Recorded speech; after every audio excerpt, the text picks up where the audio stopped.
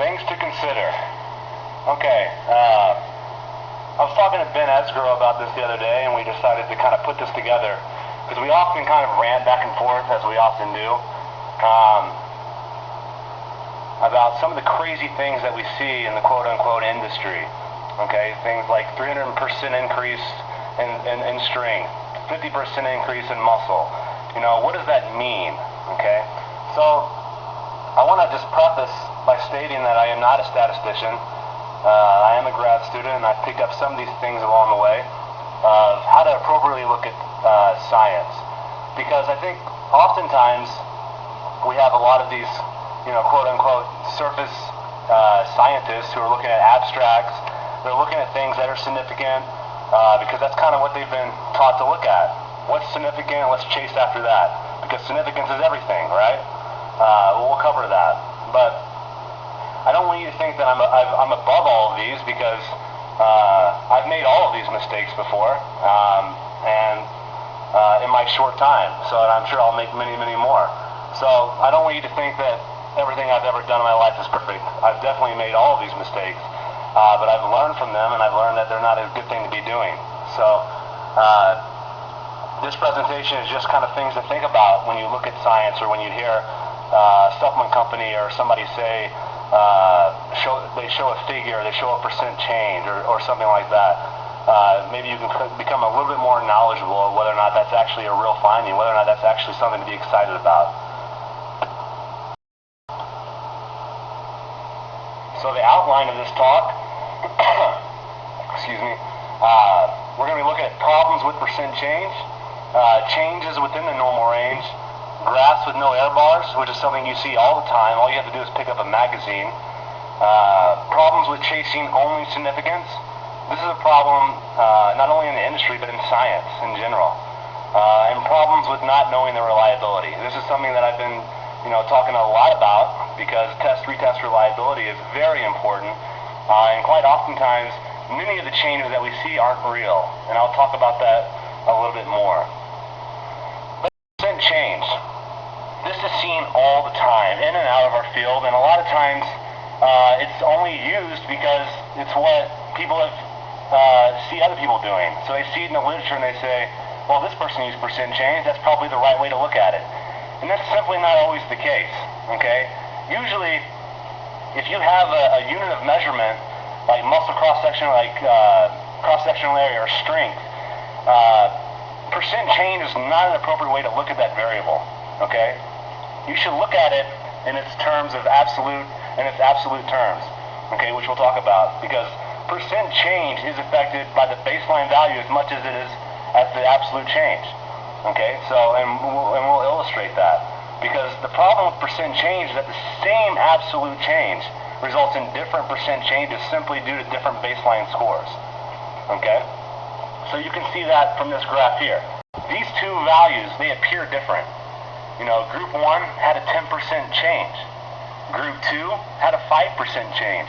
If you know nothing else about this data set, you would conclude that these two groups are significantly different from each other, or that they differ in some aspect. Because, we're looking at the percentage, it's a 5% difference between the groups.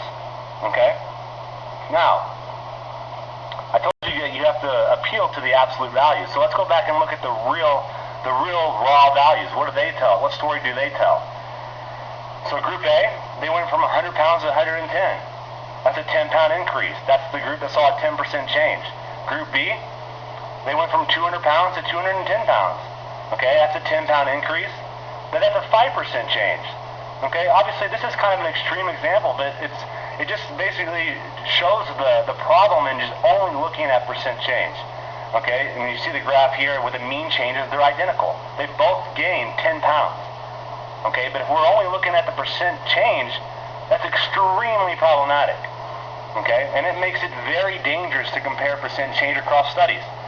For example, if you're looking through the literature and you see, well, this group saw a 20% increase, we only saw a 12% increase.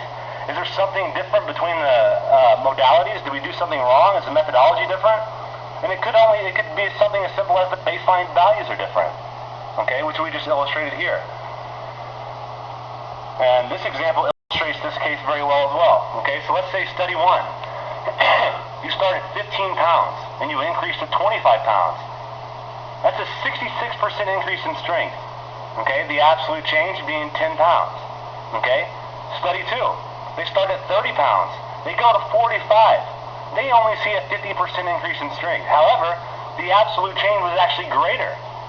Okay, so this illustrates it even better that looking at percent change alone, okay, can be very problematic, because you would conclude only looking at percent change that study 1 saw a larger increase in strength, when it's very clear that study 2 actually has the highest absolute change.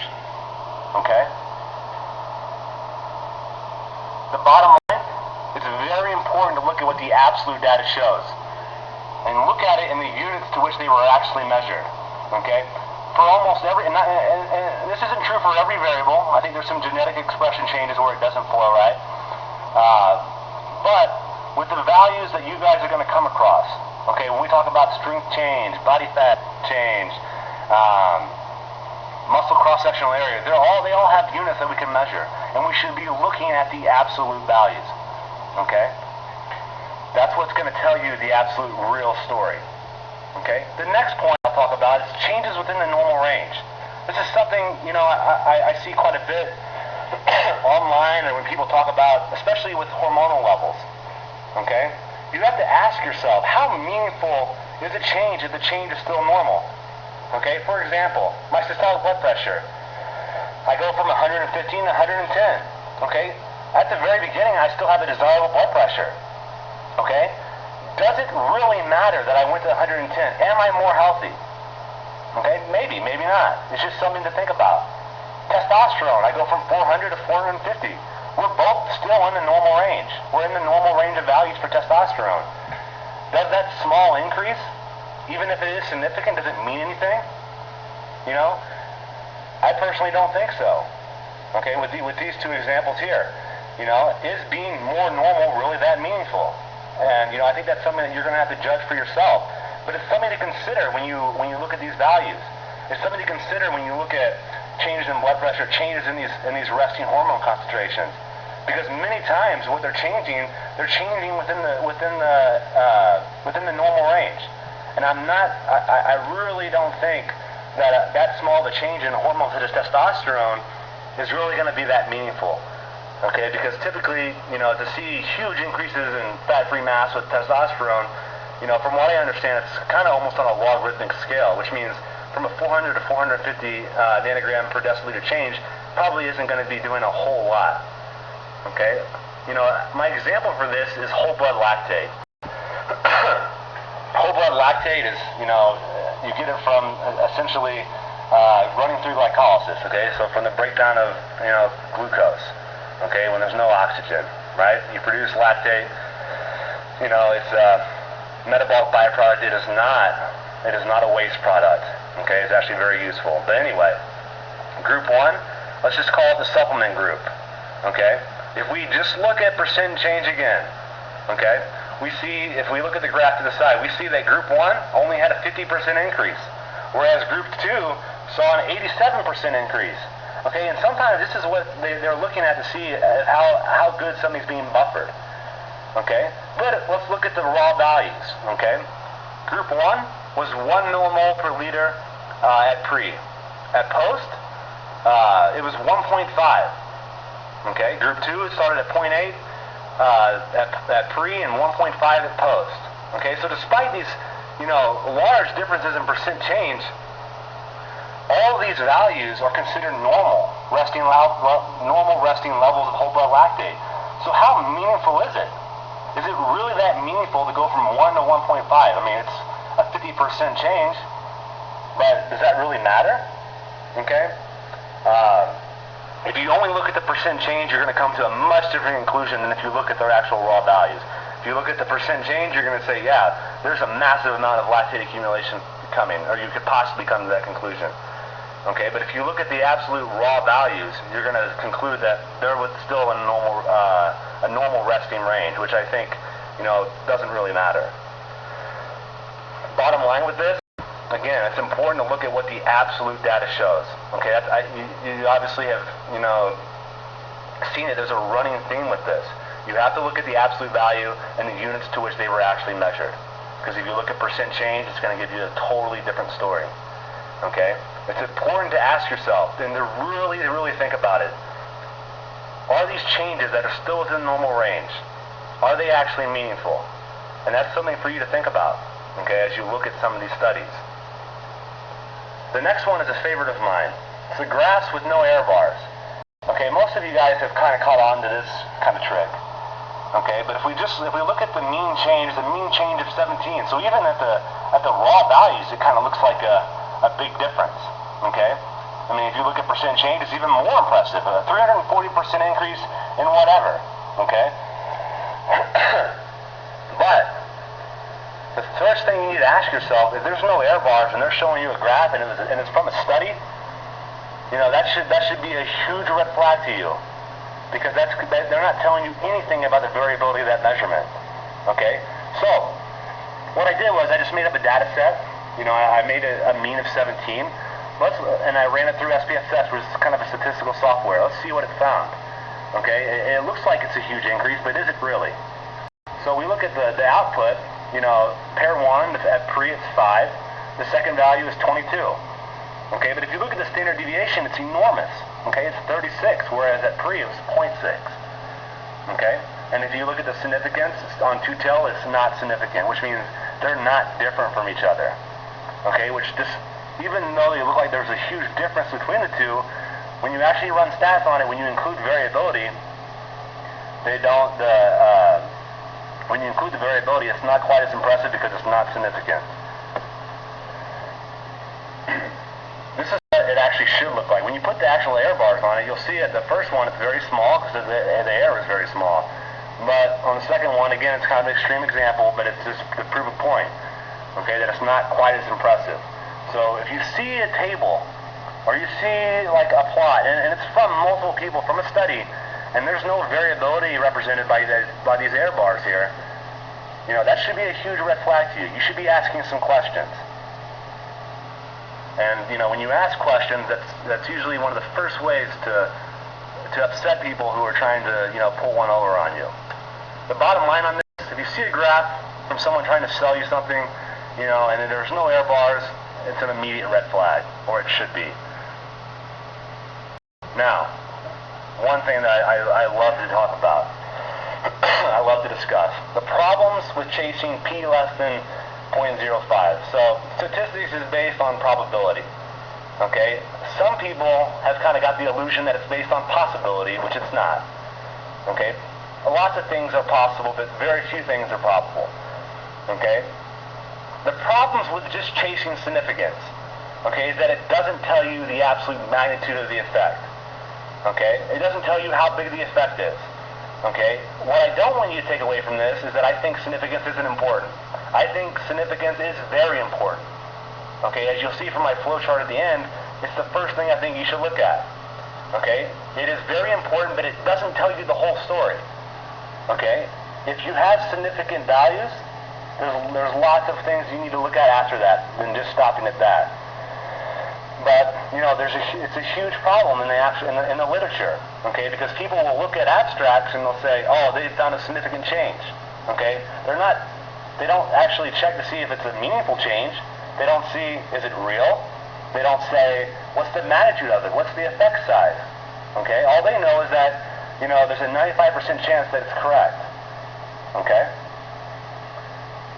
For example, whether or not it's significant is very dependent upon your sample size. Okay? So if you get enough people, even the smallest change will be significant. Okay? And I've outlined this out pretty well, I think. I hope you have some appreciation for this, because it took me a little bit to make this data set. I just made up the data set myself. I included 5,121 people. Okay? No study, experimental study, will ever be this many people. Okay? But what I did was, for 5,117 of them, I made the pre and post values identical. So for 5,117, I made the pre-value 1, and I made the post-value 1. For 4 of them, I made the pre-value 1, and I made the post-value 1.1. Okay? I'm going to show you how dangerous it is to just look at significance. Because when we look at it, you're going to find that it's significantly different at a p-value of 0.045. Okay? So we would conclude that these are significantly different from each other. But if you look at the means, the pre is 1, the post is 1.0001. Okay, and that's rounding. So, out of 5,121, only 4 of them were different. But it was enough statistical power to find a statistical difference. Okay? I hope you can see from this that just chasing significance is a huge issue. Okay? But people do it all the time. But it's a problem. Having significance is very important. But it is, in itself, is not the whole story. The bottom line, determining if something works based solely on significance will lead you to make a lot of false claims. A lot of. Just because it's significant doesn't mean it's a large effect, and it doesn't mean it's a real effect. Okay? For example, P equals 0.001 is not necessarily a larger effect than P equals 0.04. People interpret it that way sometimes, but that's not correct.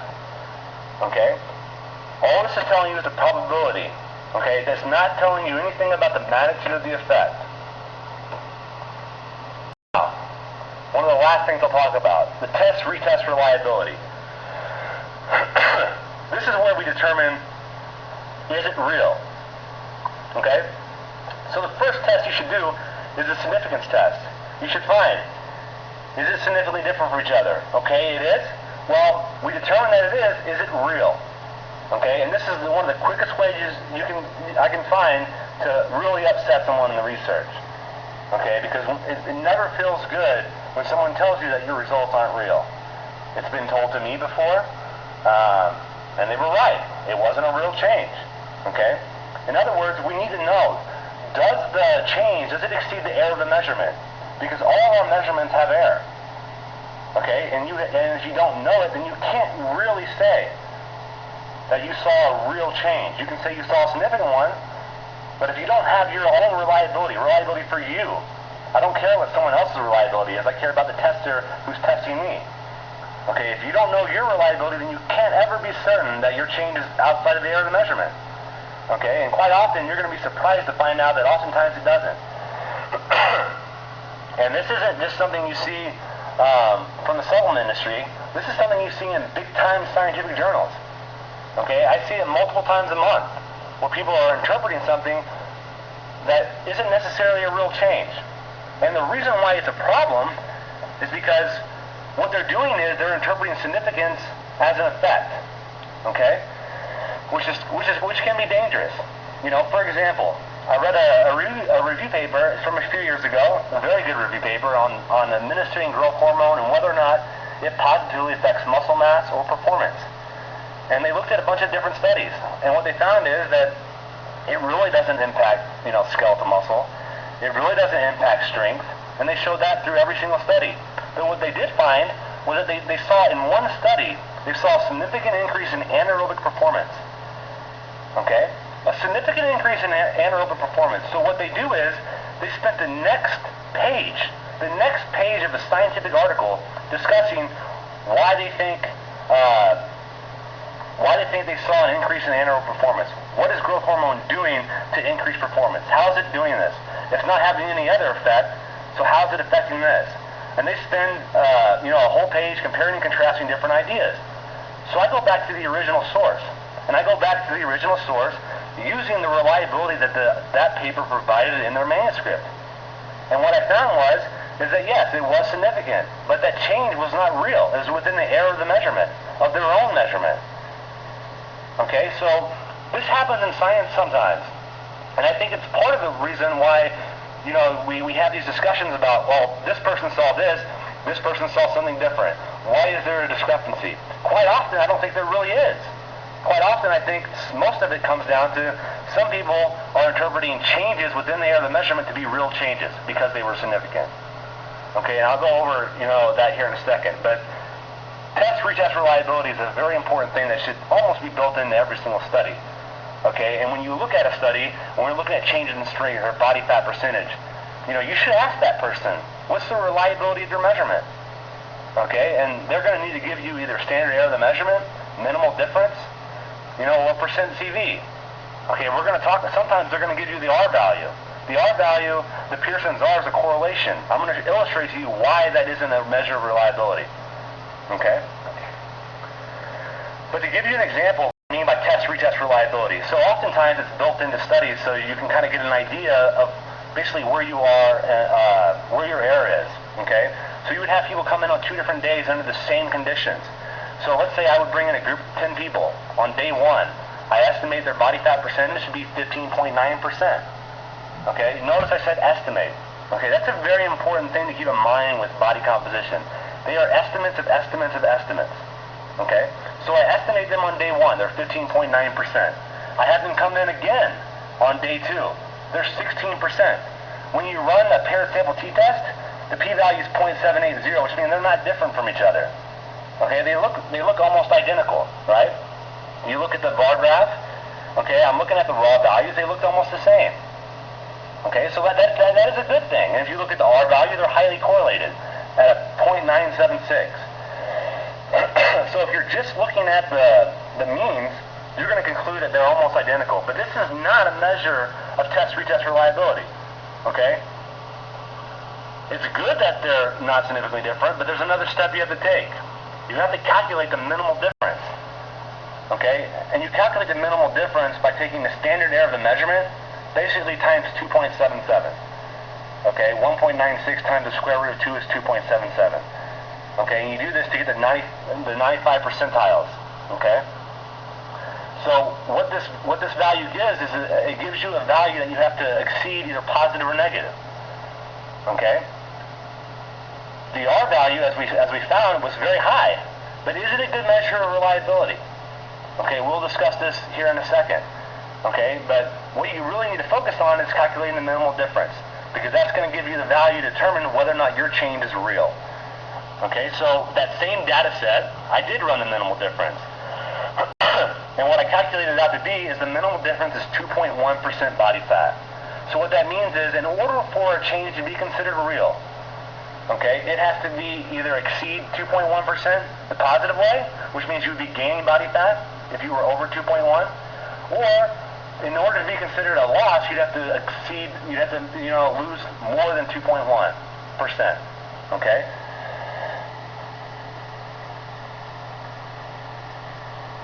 So, let's say we take it one step further. Okay, we started the study. We did 2 pre-tests to get the minimal difference. The minimal difference is 2.1%. Okay, so now we're going to do a training study, and this is very applicable to a lot of you guys because this isn't a crazy minimal difference for body comp. It's very common. Okay, so let's say we start a study and we're going to design a study to lose body fat percentage. Okay, maybe we're trying to cut per show. Okay, or a cut cycle or whatever. At the pre-test, we're 15.9%. Let's say we train for 5 weeks and we come back and we get estimated at 14.4%. And I don't care what measurement you're using. Okay, let's say DEXA. Okay, those are significantly different. So if you're just looking at significance, you're going to say, well, they had a drop in body fat percentage. But we already learned that you can't just look at significance. You have to say, is it significant? Oh, it is? Okay. Is it real? Okay. So, it's significant, but is a 1.5% drop in body fat percentage real? We concluded that it isn't. Okay. It would need to have been greater than or less than 2.1 to exceed the error of the measurement. So that change of 1.5, that's within the error of the measurement. The post value would have been needed to be 13.8 to be considered a real drop in body fat percentage. Okay? People hate when I bring this point up. Okay? Because a lot of people's reliability isn't as good as they would like it to be. Okay? But it is what it is. There's a lot of, it's not necessarily the tester. There's a lot of biological variability. So you just control for what you can control for, and then biological variability is biological variability. There's nothing you can do about that. Okay, but it exists. And pretending like it doesn't exist, pretending like your measurements are 100% perfect, is a huge mistake, and it can be extremely misleading. But if we remember back to the very beginning, okay, the R value is highly correlated. Okay, and people do this all the time. I don't know if they think R stands for reliability. It certainly doesn't. Okay, but I'm gonna show you why the R value is not necessarily a good estimate of test-retest reliability. Okay, so let's say we're doing 3 visits. Okay, so I have someone come in at pre, then I have them come back a few days later. We're doing the same body fat percentage test. Then I have them come back the 3rd day. We're going to do another body fat percentage test. Okay? So we're going to measure them on 3 separate occasions. So all I want you to do is look at the R values. If we're just looking at the R values, pre to the 2nd visit, it's an R of 1. Okay? This will never happen in the literature. Okay? This is a mock data set, but it's to prove a point. Okay? The R is 1, which means it's a perfect correlation, which means the numbers from pre to post correlate perfectly together, positively. When we look at pre-1 to pre-3, it's the same thing. It's a direct, positive, perfect correlation, and they're both significant. So if we're only looking at the R value, if we're only looking at the correlation, it would make you conclude that the test-retest reliability was perfect. But was it really? Let's look at actually, what the values are. So if you're looking on the left side of the screen, pre-1 to pre-2, it was 12.5 to 12.5. You look at the Pearson's correlation, it's 1. Perfect. Just like I showed you. Okay? But let's say we go to pre-1 to pre-3. It goes from 12.5 to 112.5. Okay? But we look at the R, it's still perfect. It's still the same correlation. So I hope it's crystal clear to you that only looking at the R is not a good thing to be doing.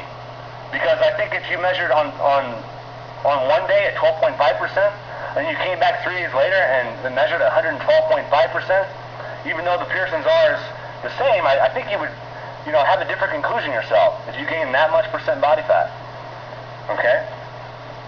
So even though it was a perfect correlation, the reason why it was is because each value, I manipulated data so each value changed the same. So if each value changes the same from pre, the relationship across variables will be held constant.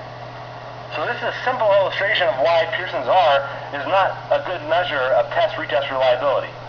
The only thing you need to be looking at is minimal difference, which you get from the standard error measurement times 2.77, or the percent coefficient of variation. A lot of people use this with, blood markers. Okay, only those things can determine if something is a real change. The bottom line, the reliability of the measurement is absolutely essential to knowing if something is real. The first thing you always need to do, is it significant? It is. Is it real? If it isn't, the story's done. You're done. There's no difference. Even if it is significant, it doesn't matter because it didn't exceed the error of the measurement. Okay, and it's very important because a lot of times what they're going to try to do is they're going to try to provide you with someone else's reliability. Okay, so let's say I'm taking percent body fat to skin folds. Maybe my reliability is, 2%. Maybe that's my minimal difference. Okay? My minimal difference might not be the same as yours, or the person doing yours, or the person living down the street. Okay? So you can't use mine that's published as your reliability. Okay? I need to know their reliability. Who's taking the measurement? What's their reliability? That's what matters. Okay? If your reliability is poor, okay, you need to find a way to either increase the effect of your treatment or decrease the variability of your measurement. Okay, so either make a larger effect to where it'll exceed that error measurement easy, or decrease the variability of your measurement somehow. Get better at measuring things. Okay, but even if you're perfect at measuring things, sometimes you're still going to have, sometimes a higher reliability than what you would think. But it is what it is. The data is what the data is. The last part I'll talk about is the effect size. Okay, so the first thing you need to ask yourself, is it significant? It is. Is it real? It is. What's the effect? Okay, Cohen's d is commonly used and tells you the magnitude of the effect. And one way to calculate this is the post-mean minus the pre-mean divided by pre-mean standard deviation. That's one of the ways that Rhea does it. I think there's lots of different ways to do this. But one of the popular scales that's used is 0.2 to 0.3. If that's the effect size, it's a small effect. But at 0.8 and up, that's a large effect. Okay? But This is a scale that that Cohen himself made, but even he acknowledges that this isn't a scale that can fit everything. It's only specific to one thing, and that's in, probably behavioral psychology. Okay. And I don't know anything about psychology, so I could be completely wrong. But the point is that you have to take it in context.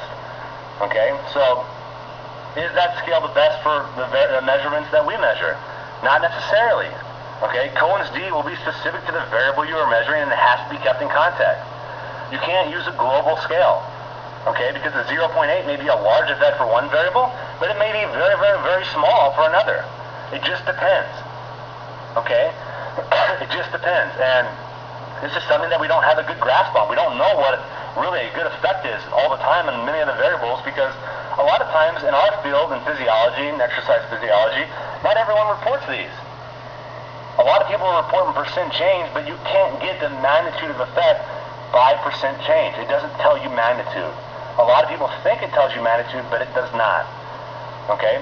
And if you're only presenting percent change value, then it's impossible to even calculate the effect size, because you have to have the raw values. You have to have the raw means. Okay? So, how to think about stats when you look at it. The first part, is it significant? Okay, assuming that they ran the stats correctly, assuming they chose the right test, if it's not significant, then you're done. If it is significant, then you go to step 2, and you ask, is it a real change? What's your retest reliability? And you can use that to calculate your minimal difference or the coefficient of variation. And that's going to determine whether or not your change is within the error of the measurement or it exceeds the error of the measurement. So, if it's significant, if it exceeds the error of the measurement, it's real. Then you determine how big is the effect, okay? And you can do that by Cohen's D, but you remember, you got to keep the scale in context, okay? So, is it significant? Is it real? And how big is the effect? Okay, I hope you can find this, I hope you found this at least, partially useful, and I hope it at least makes you think about some things when you see kind of the ad come out from the supplement industry or the fitness industry, or when you see someone post something about a study, or they say something significant. These are just things that you should ask yourself, things that you should think about, okay, things that you should question, okay? Is it significant?